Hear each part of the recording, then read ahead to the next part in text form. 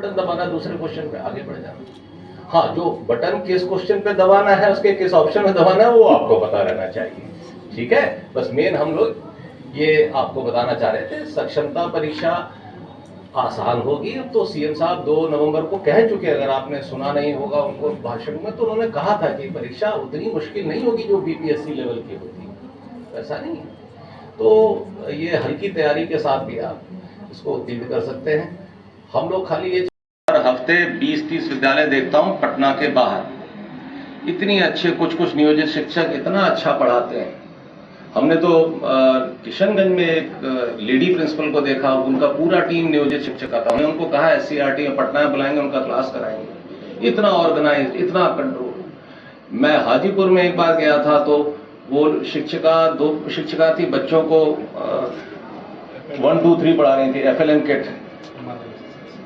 ठीक है, वो 15 नंबर कैसे बनाना है, 15 में 10 जोड़ेंगे तो कैसे होगा, उनका वो प्लास्टिक के उनके कोन्स थे, कोन पे हम सामान दिया गया था FLN किट, उसका इस्तेमाल हो रहा था। इतने जोश में बच्चे पढ़ रहे थे, छोटे छोटे बच्चे, तो बहुत अच्छी तरह पढ़ा रहे थे। हमने तो कितना हम लोगों को बताया गया कि जब कोई हमारे आप नियोजित शिक्षक जो बीपीएससी में सेलेक्ट हुए हैं, तो कई छात्रों ने रो रो के उनको बधाई दी है कि आप हमारे स्कूल से चली गई हैं, हम लोगों का क्या होगा। हमें तो लोगों ने बताया, तो ऐसा नहीं है। तो बहुत अच्छे अच्छे टीचर हैं इसमें। बस हम लोगों को ये एक नैरेटिव को तोड़ना है कि ये साहब स्कूली शिक्षा में टैलेंट नहीं है। शिक्षक में टैलेंट है, ये साबित करने की बात है।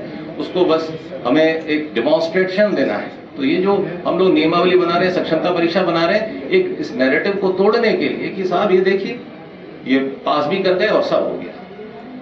तो इसलिए हम तो बहुत कई जगह देखा हमने। अभी तो खैर बच्चों में आपके स्कूलों में हाजिरी भी बढ़ गई होगी, पहले के मुकाबले बढ़ी है हाजिरी, बहुत बड़ी। हम जुलाई में जब हम लोगों ने इंस्पेक्शन शुरू किया था, तो टीचर तो सारे मौजूद रहते थे, बच्चा नहीं दिखता, और बड़ा अजीब लगता था हमें, और दुख भी होता था कि ये स्कूल है कि कब्रिस्तान। लेकिन हम देखते थे कि टीचर, एक स्कूल में हम गए, 11वीं में एक बच्ची बैठी हुई थी केवल पूरे क्लास में। लेकिन उस टीचर की खास बात देखिए, वो महिला टीचर थी, वो पूरे मनोयोग से उस बच्ची को पढ़ा रही थी। देखिए टीचर कितना हतोत्साहित महसूस करता होगा कि वो क्लास में आया और पूरी क्लास में सिर्फ 2 बच्चे बैठे हैं, 4 बच्चे बैठे हैं, क्या पढ़ाना। डिस्करेजमेंट होता है। लेकिन उस वक्त हमें खुशी हुई कि हमने उनकी तारीफ भी की कि मैडम मुझे बड़ी खुशी हुई कि एक ही बच्ची आई थी, लेकिन आपने उसको पूरा 40 मिनट पढ़ा रहे हैं आप, पूरा मैंने बोर्ड देखा, वो पढ़ा रही थी। कई सारे हमारे ये टीचर हैं नियोजित में, आर्टिफिशियल इंटेलिजेंस की क्लास ले रहे थे, मैंने देखा, ट्रिग्नोमेट्री पढ़ा रहे थे।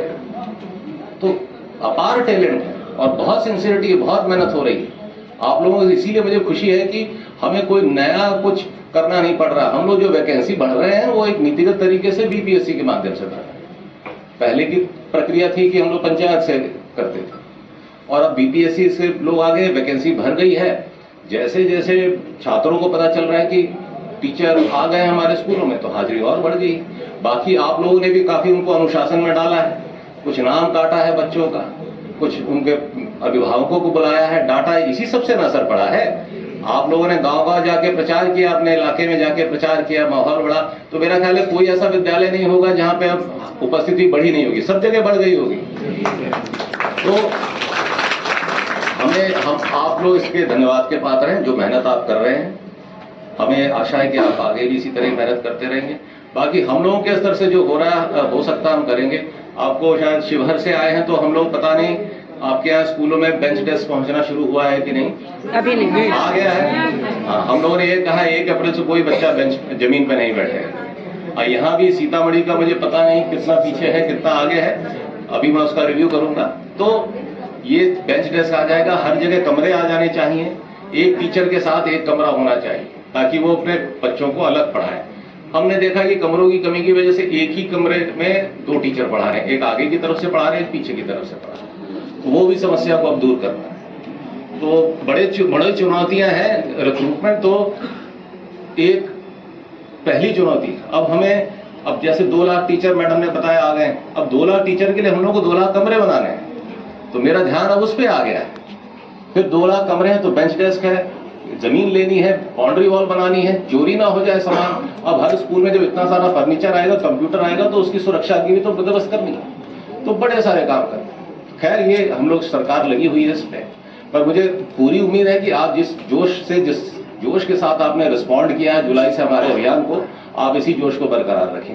ठीक, इन्हीं बातों के साथ मैं अपनी बात समाप्त करता हूं और मैं आशा करता हूं कि आप लोग भविष्य में भी इसी जोर शोर के साथ पार्टिसिपेट करें। मुझे एक बात की बड़ी खुशी है कि ट्रेनिंग को नियोजित शिक्षकों ने बड़ी अच्छे स्पिरिट में लिया।